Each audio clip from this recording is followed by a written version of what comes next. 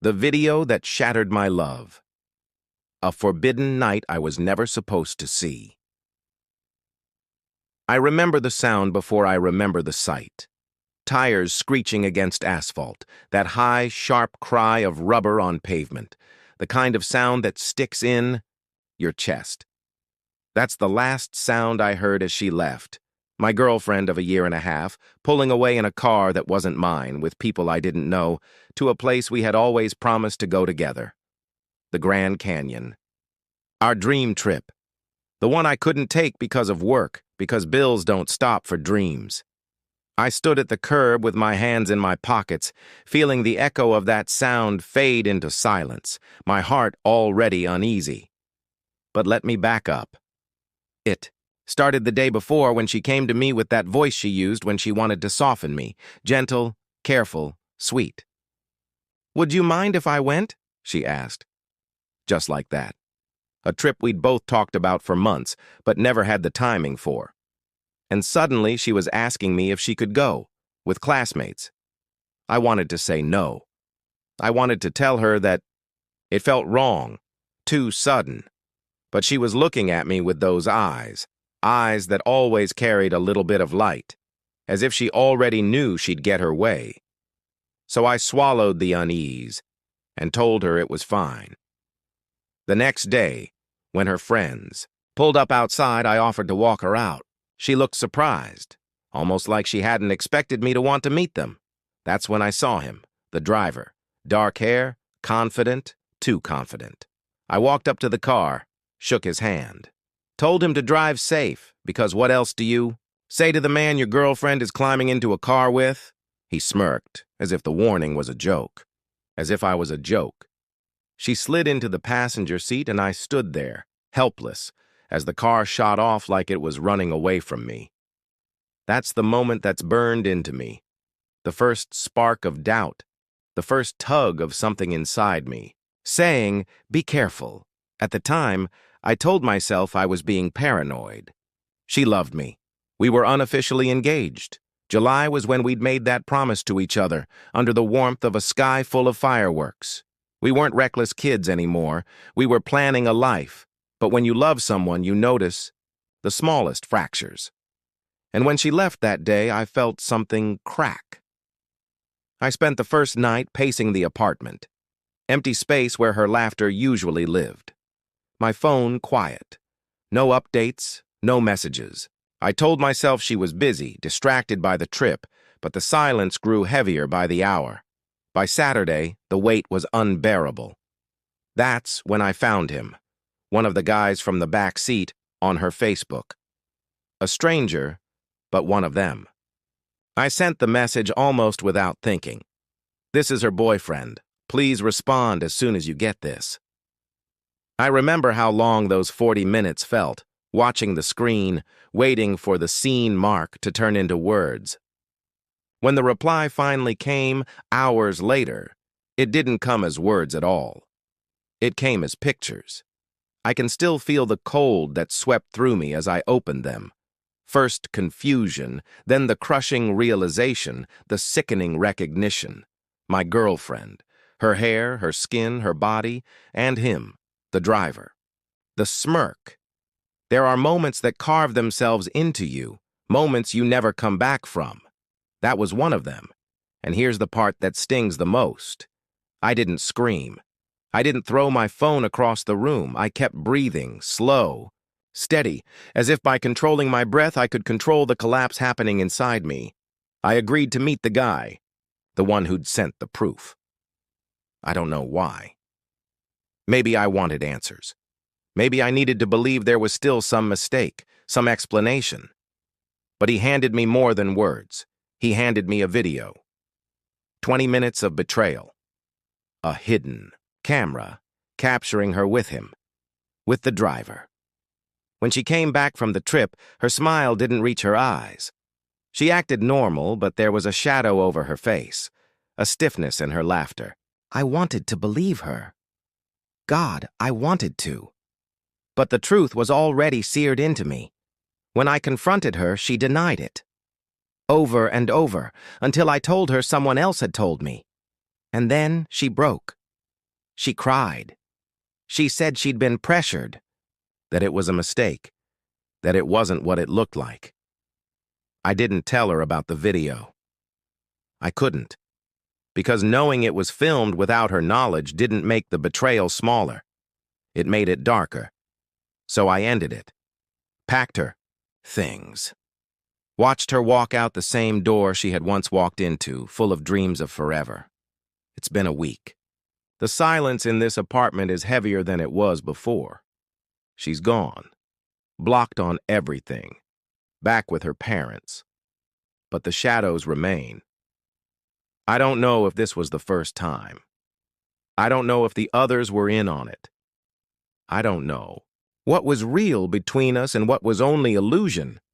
What I do know is this. When you've loved someone with everything you have, betrayal doesn't just break you, it rewires you. It makes you question the laughter, the promises, the late-night whispers you once thought were sacred. And yet, even here, in this dark place, I can't stop searching the memories for the moments that still felt true. That's where the story begins. The strangest thing about heartbreak is that it doesn't happen all at once. It comes in waves. The first wave was shock, like standing in the middle of a storm and realizing the ground beneath me had split open. But after the shock, after the flood of adrenaline and disbelief, comes the quieter ache, the emptiness, the nights when the silence is louder than any words. That's where I am now. I wake up in the mornings and for half a second, I forget. My hand reaches instinctively for the other side of the bed and there's nothing there, just cool sheets, untouched, undisturbed. That's when the second wave hits, the realization that this is not a dream, and she isn't coming back. I find myself haunted by small details. The way her hair used to smell faintly of citrus shampoo. The sound of her laugh when she leaned her head back against my chest. The warmth of her legs brushing against mine when she pulled her knees up on the couch. They arrive uninvited. These memories, wrapping around me like ghosts. And here's the truth I can't tell anyone else. I miss her, even after everything. Even after knowing what I know, seeing what I've seen. My body remembers her the way skin remembers touch. And that is its own kind of cruelty. I sit with that loneliness, trying to untangle it. Was I not enough? Was there some flaw in me that made her look for someone else? Or was this who she always was, a truth I refused to see because love made me blind? The questions eat at me. But in between the questions, something else rises, something sharper. Anger. Not the wild, screaming kind, but the quiet anger. The kind that simmers under your skin like heat rising from blacktop. The anger that keeps you awake at night, staring at the ceiling, wondering why love feels like both salvation and punishment. I think back to the night she returned from the trip. The way her smile wavered when she saw me waiting at the door. The way her arms circled me, tentative, as if she wasn't sure if she was allowed to hold me anymore. And me, God me, still desperate for that contact, even as the truth sat like a stone in my stomach. I remember her scent that night. Warmth, faint perfume, the smell of travel still clinging to her clothes. I closed my eyes and inhaled it. Even as I hated myself for needing it, that's the tension no one tells you about. The collision between love and betrayal. Your heart doesn't break cleanly. It tears ragged, uneven.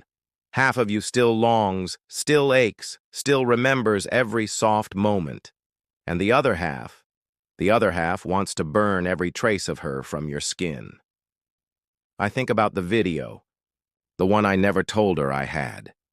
20 minutes that I can't erase from my mind. 20 minutes that turned love into something jagged. I wonder if she felt the weight of hidden eyes, if some part of her knew she wasn't alone. Or if she was simply lost in the act, forgetting everything, forgetting me.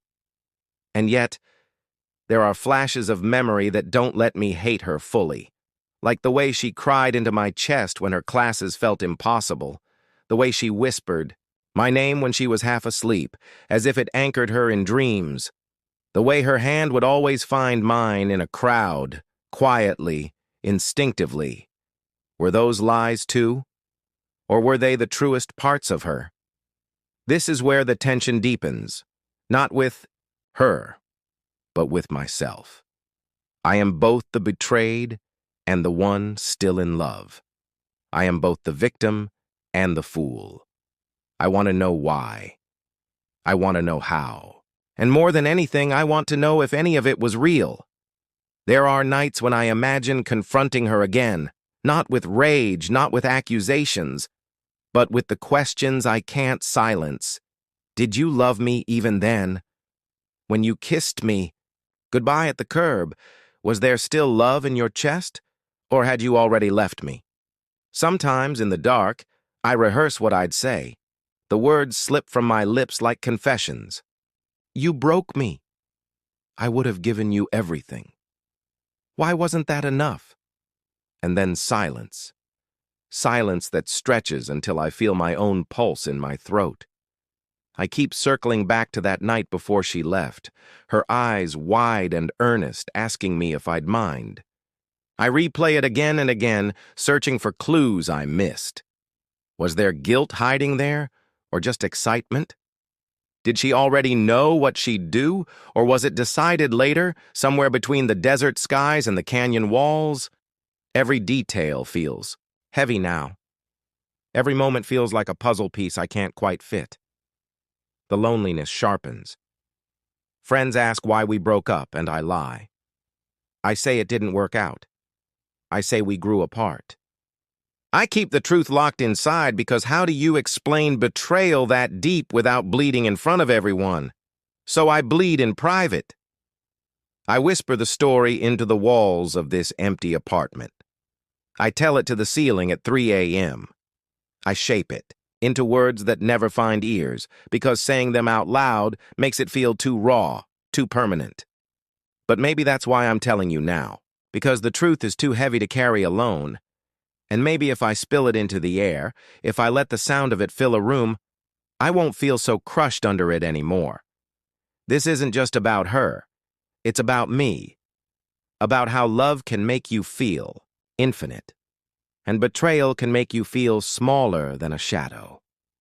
It's about the pull of memory and the weight of silence and the war between longing and anger that leaves you restless, night after night. And if I'm honest, if I peel back every layer, I know this story isn't finished. Not yet, because part of me is still searching for something in all of this. Closure, maybe, or truth. Or the tiniest spark of hope that love in some form still exists beyond the ashes. That's where I am now, hovering between the memory of who we were and the reality of what she did, still caught in the in-between where the heart hasn't yet learned how to let go. And it's here, in that fragile space, that the next chapter begins. There's a moment every night when I almost reach for my phone, not to scroll, not to distract myself, but to type her name, to send a message that begins with why, or how, or maybe just please, but my fingers never move, because I know what waits on the other side, either silence or a truth I'm not ready to hear. So instead, I speak into the air. I confess to the dark. And tonight, I confess to you. I loved her. God. I loved her in a way that felt bone deep. The kind of love that makes you rearrange your life without realizing it. The kind that threads itself into every ordinary detail. The way you cook dinner, the way you fold laundry, the way you plan tomorrow. It wasn't fireworks all the time. Sometimes it was just her hand in mine, steady, grounding. And I truly thought, that was forever. And then the video, the proof, the collapse. But here's what I've never said out loud. Part of me still loves her, even now, even after the betrayal. That's the confession that burns my tongue, because it feels like weakness. It feels like betrayal of myself. But it's also the truth. Love doesn't vanish just because it's been betrayed. It lingers, clings, haunts, and I hate that about it. There are nights when I close my eyes and remember the softness of her sleeping beside me, the way she'd curl into me, trusting, as if my arms were the only safe place she knew. Was that real? Or was it just another lie? I don't know anymore. And the not knowing is worse than the betrayal itself. I remember her laughter, how it would spill out, unguarded, when I teased her in the kitchen, how her cheeks would flush, how she'd swat at me playfully before pulling me close anyway. Those moments felt pure. They felt untouched. And yet, now they're colored by suspicion. That's the cruelty of betrayal. It rewrites your memories. It takes what was golden and stains it. And you're left holding the pieces, wondering which parts were ever real. I want to tell you something I haven't admitted, not even to myself until recently. When I confronted her, when she denied it, when she finally broke down and cried, a part of me wanted to forgive her. Even then. Even knowing, because she looked so small, so shattered. And I remembered every moment I'd ever promised to protect her. Forgiveness rose in me like a reflex, like muscle memory. And that scared me more than the betrayal itself. Because what does that say about me? That I would have taken her back, even with the knowledge carved into me, even with the images burned into my mind. Is that love? Or is that desperation? I don't have the answer. All I know is that my heart wanted to reach for hers, even as my mind screamed against it. And maybe that's the real breaking point. Not the night she cheated, not the moment I saw proof, but the realization that I could love someone who destroyed me. That's the part I can't shake. I keep replaying our last night together before the trip, the softness of her kiss, the way she lingered a moment too long in the doorway, her eyes bright, almost nervous. If I had held her tighter, if I had asked her not to go, would it have changed anything? Or was it already too late? This is my confession. I don't just want to know why she did it. I want to know if she ever truly loved me at all.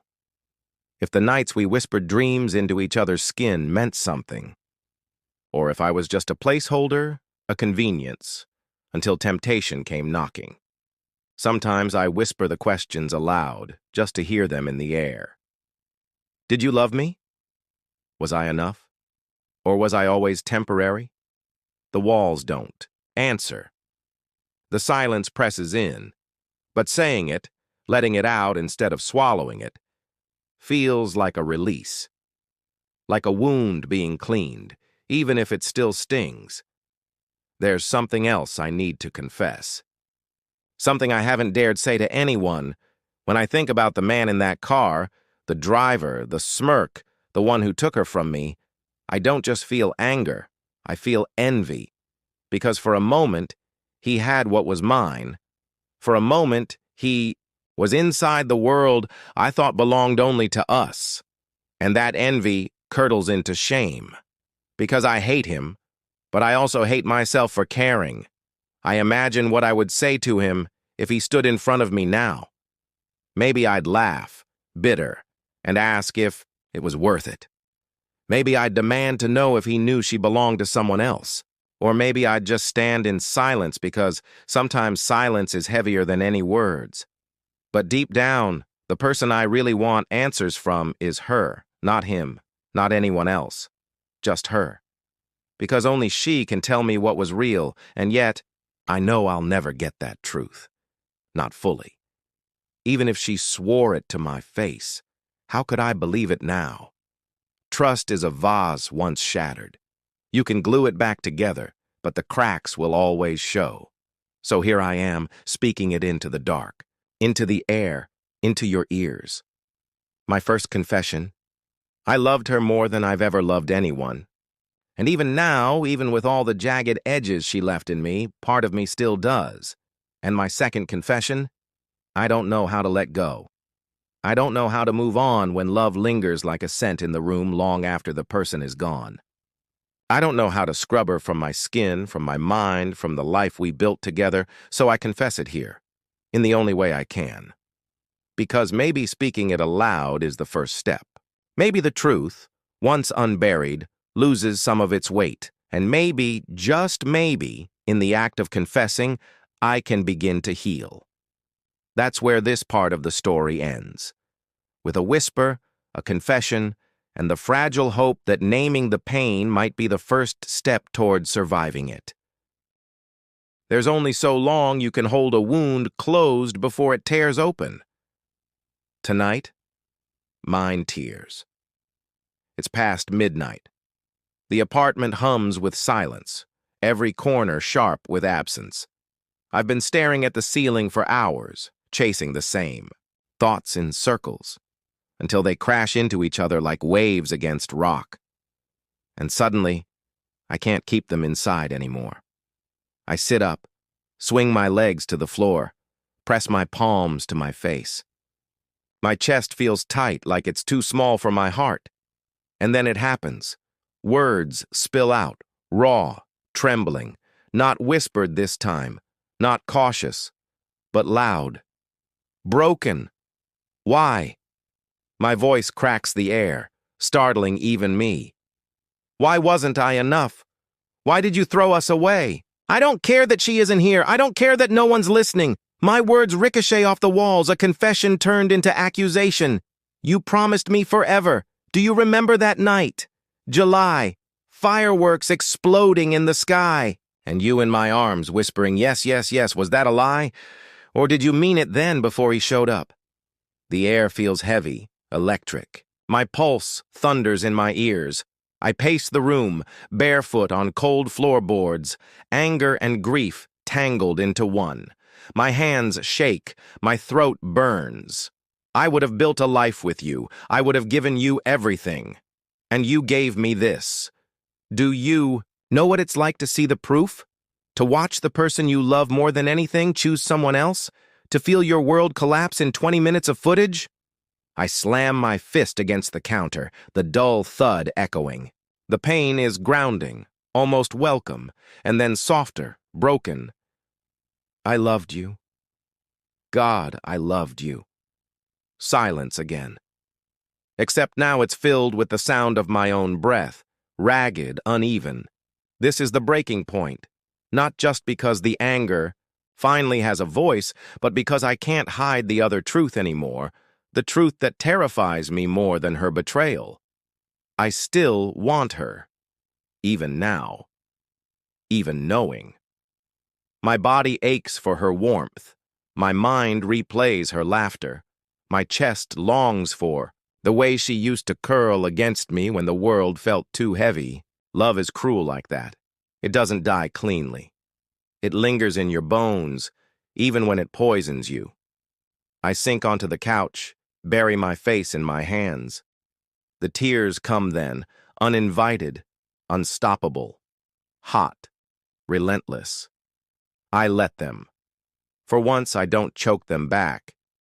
I let them carve tracks down my face, let them burn, because the truth is, I'm not just mourning her. I'm mourning me. The me I was before this. The man who believed in her, in us. The man who trusted without hesitation. That version of me died with her betrayal. And I don't know who I am without him. When you love someone, you build your identity around the we. And when that we shatters, you're left staring at a stranger in the mirror, a stranger made of shards and silence. I want to scream until the walls crack. I want to tear down every photo, every trace of her, and yet, I can't. I still haven't touched the sweater she left draped over the chair. It still smells like her.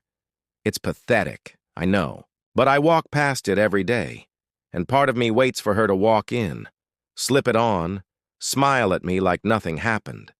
That's the war inside me.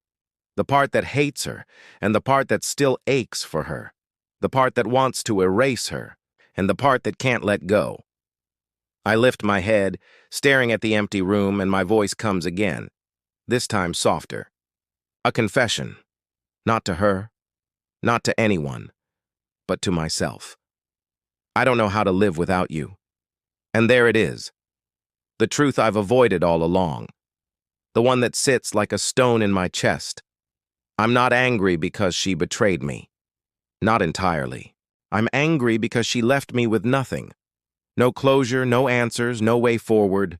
Just an empty apartment and a heart that doesn't know how to stop loving what's gone.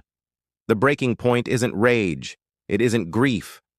It's this: realizing that love can still burn even after the fire has destroyed everything. I sit there breathing hard, tears drying on my skin, and for the first time I admit it. Out loud, to myself, to the silence. I still love you. The words fall heavy. They echo. And then they linger, soft, almost tender, as if the air itself is holding them. It's not forgiveness. It's not surrender. It's just truth, raw and unvarnished. And somehow saying it makes me feel both weaker and stronger. Weak because it exposes me. Strong because it's mine. My truth, my wound, my heart. And maybe that's what this breaking point is really about. Not collapsing under the weight of betrayal, but finally facing it without flinching. Finally letting myself feel every jagged edge instead of hiding behind denial. The room is quiet again. My breathing steadies. The storm inside me still rages, but it feels different. Not gone, but seen, acknowledged. I lean back, close my eyes, let the silence wash over me. And in that silence, I feel the faintest spark. Not of hope, not yet, but of something else. Resilience, maybe. The tiniest flicker of survival, because here, at the breaking point, I realize something. She may have broken me, but I am still here. And that means the story isn't finished yet. There's a shift that happens when you finally let yourself break. The silence after the storm feels different. Not empty, not endless, but open. That's where I am now. For days, maybe weeks, I've lived in fragments. Anger one moment, longing the next, grief threading through all of it. But tonight, as I sit here in this quiet room, something inside me softens. Not because the pain is gone and it's still here, sharp and insistent, but because I've stopped running from it. I lean back into the couch, close my eyes, and let myself breathe, really breathe. The air feels thick, heavy with memory, but it's also mine. Mine to inhale, mine to release. For the first time in too long, I feel like I own this moment. And maybe that's the beginning of healing. I think about her one last time. Not the girl in the video, not the stranger who betrayed me, but the girl I fell in love with. The one who laughed in my kitchen. The one who whispered dreams into my chest. The one who, for a while, felt like home. I hold that memory gently, not to excuse her, not to erase what she did, but to honor the fact that for me, it was real. My love was real. My devotion, my laughter, my arms wrapped around her in the dark. All of that was true, and no betrayal can take that away from me. That realization is the climax, the release. Because for so long, I've carried the question, was it real? And tonight, I finally have my answer. Yes, it was real, for me, and that's enough. I open my eyes and look around the room. Her sweater still draped over the chair. Her ghost still lingers here. But something's different. I'm not crushed under it anymore. I can see it for what it is. A remnant. A relic, not a chain. I stand, walk across the room, and pick it up. For a moment, I press it to my face, breathing in the faint trace of her. My chest tightens, but I don't crumble. Instead, I fold it. Carefully, gently. I place it in a box by the door. A ritual. A small act, but powerful. A way of saying, This chapter is closed. I sit again, and the silence doesn't feel quite so loud anymore. It feels peaceful. Or maybe not peaceful yet, but quieter. A silence that holds space for something new instead of choking me with what's gone. And here's the truth I want to leave with you. The truth that's been carved out of all this wreckage. Love is not a guarantee. It's not always forever. Sometimes it betrays you. Sometimes it breaks you. But the fact that it can break you means it was powerful. It means it mattered, and I would rather have loved, even with this pain, than to have never felt it at all. Because, even now, even bruised and raw, I can feel that I'm alive. My heart, cracked as it is, still beats. My breath still rises and falls. And somewhere inside me, beneath the ashes, there's a quiet resilience. I don't need answers from her anymore. I don't need to know if it was the first time, or if they planned it, or if she loved me even as she betrayed me. That's her truth to carry. Mine is simpler. I loved, I was broken, and I am still here. That's the resolution. Not neat, not tied with a bow, but real. And real is enough. I think about the Grand Canyon, the trip we never took together. How vast it is, how ancient, how deep. And I realize maybe love is like that canyon, beautiful, overwhelming, carved by forces bigger than us. And sometimes it breaks apart. Sometimes it collapses. But even then, it remains a monument. Proof that something immense once lived here. Maybe one day I'll stand at the edge of that canyon alone. And maybe I'll smile, not because I've forgotten her, but because I survived her. For now, I close my eyes, breathe, and let the silence hold me. Not as a prison, but as a beginning. This is my story, my confession, my breaking, my survival. And though I don't know what tomorrow holds, I know this. The love I gave was real, the pain I feel is real, and the man I am becoming, scarred.